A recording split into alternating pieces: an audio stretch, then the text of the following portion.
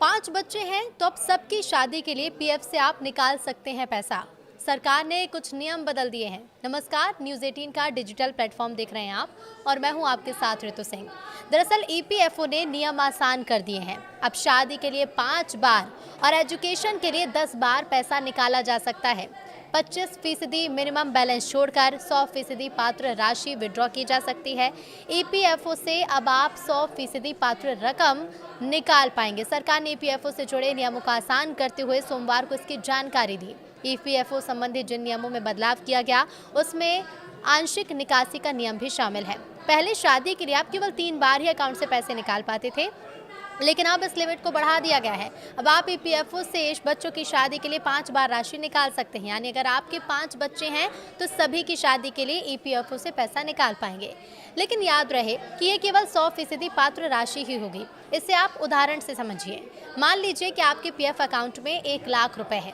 इसमें से आपको 25% रकम अनिवार्य रूप से मिनिमम बैलेंस के तौर पर अकाउंट में रखनी होगी। यानी 25,000 रुपये आप छू भी नहीं सकते। इसके अलावा 75,000 रुपये आपके विड्रॉल के लिए पात्र राशि है। इससे आप 100% यानी पूरे 75,000 रुपये निकाल सकते हैं। बता दें कि पहले नौकरी छूटने पर आप 75% पैसा 1 महीने बाद निकाल सकते थे। 2 महीने बेरोजगार रहने के बाद आप बाकी रकम भी विड्रॉ कर सकते थे, लेकिन अब 75% रकम आप नौकरी में रहते हुए ही निकाल पाएंगे। अगर आप अपने पीएफ अकाउंट से पैसा निकालना चाहते हैं तो कौन से वो स्टेप्स हैं वो हम आपको बता देते हैं। पहला स्टेप है कि सबसे पहले आप ईपीएफ की ऑफिशियल साइट पर जाएं।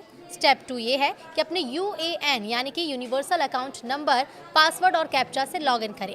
स्टेप 3 है कि ऑनलाइन सर्विस टैब पर जाएं और क्लेम फॉर्म 31, 19, 10C पर क्लिक करें। स्टेप 4 है कि अपने बैंक जानकारी की पुष्टि करें। ये वही बैंक अकाउंट होना चाहिए जो ईपीएफओ में लिंक है। स्टेप 5 है प्रोसीड फॉर ऑनलाइन क्लेम पर क्लिक करें।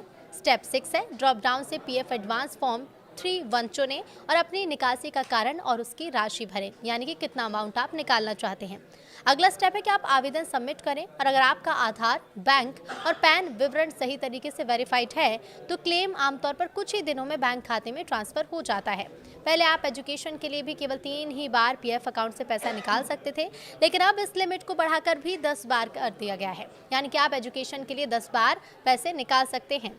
इसके अलावा मिनिमम सर्विस लिमिट को घटाकर 12 महीने कर दिया गया। पहले अलग अलग काम के लिए इसकी समय सीमा अलग थी। मसलन नौकरी करते हुए अगर आप घर बनाने के लिए पीएफ से पैसा निकालना चाहते तो आपको कम से कम 5 साल निरंतर यानी कि लगातार सेवा की ज़रूरत होती थी। तो ये नए नियम जो आए हैं, इन नियमों को लेकर आपकी क्या राय है, हमें कमेंट करके ज़रूर बताइए।